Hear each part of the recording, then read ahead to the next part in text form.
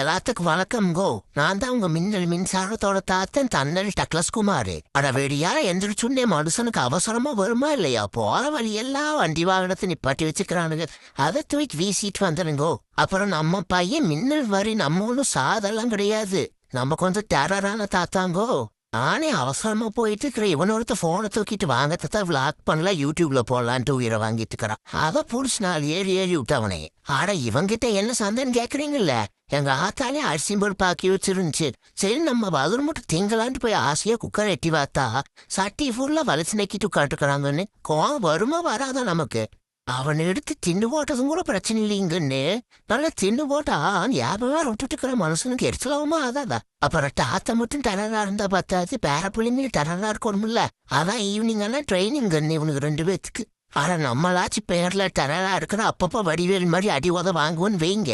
இவனுங்கெல்லாம் பேர்லயும் டெரர்ல பார்த்தோன்னே அடி உத வாங்கிட்டு வரும் ஆளுங்க.